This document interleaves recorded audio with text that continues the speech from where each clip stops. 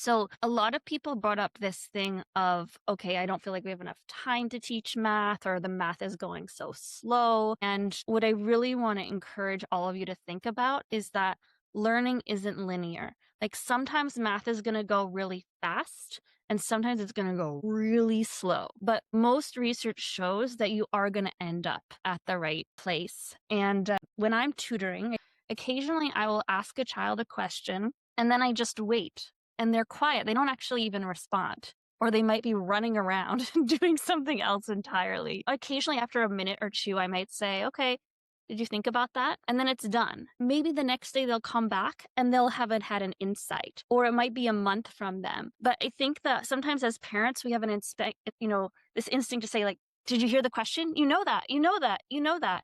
And we don't really give them that space for the seed to grow. And so I know that it's really hard when you feel like your child isn't learning as fast as their peers, or you're just stuck on the same dang multiplication principle for months. But as long as you're consistent and maybe pushing them a little bit, things will start to click. But the more you say, like, come on, you know this, the more anxiety does tend to develop. So it's so hard to be patient sometimes, but I find just planting those seeds is so valuable. So I guess, yeah, the one thing I did really want to kind of dive in a little bit more with is this idea of learning with your child.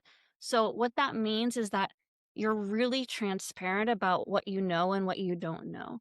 So for example, I have this problem I pulled up in Prodigy here. Whenever you look at Prodigy, there's this little light bulb that gives you a tip. So if you're not really sure what the answer is, you can look at the tip and you can read the tip together, or there's this little sound. This can be really great for a kid with dyslexia to hear it. And sometimes there's also a little video. So you can use that as a tip. And then instead of saying, trying to explain it to them, you can explore this concept together. Say like, hey, I'm not really sure about that. Let's ask ChatGPT together. Let's Google it together.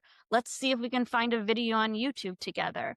And then even better, especially if you have a gifted child, you can circle back and you can have the child explain it to you. And that's the student as teacher technique. So always, if you really want to get that deep level of concept, ask a question, let your child ruminate, and then come back and have them teach it to you. Some of you asked about siblings, and that really is kind of a tricky one. We had to teach kids in groups during the pandemic.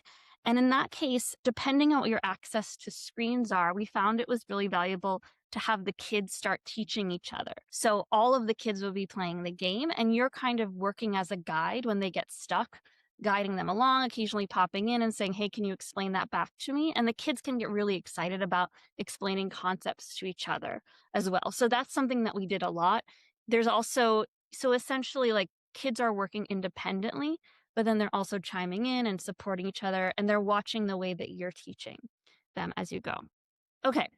So those were kind of like the main basics that I wanted to go through. I guess we did actually cover quite a bit of what I was going to talk about as well.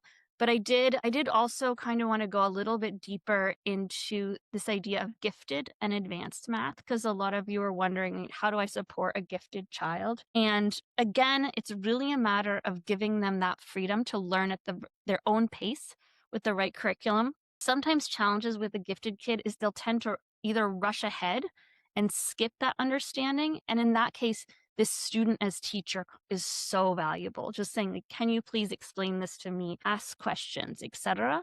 And then on the inverse, sometimes children who are gifted get very frustrated if they get an answer wrong. And they're afraid to even try because they're so scared about getting it wrong. And we've seen this so many times at Modulo. And in that case, I always suggest to parents, you're going to have to model yourself not being a perfectionist. You're going to have to start celebrating your own failures and really model that attitude. Talk about struggles that you're having at work, that you're pushing past. And then when you're doing those math problems together, just, very gently bringing that attitude in. But I think the biggest way to support that is really to start with yourself. So yeah, and I think that's pretty much the main things that I wanted to cover.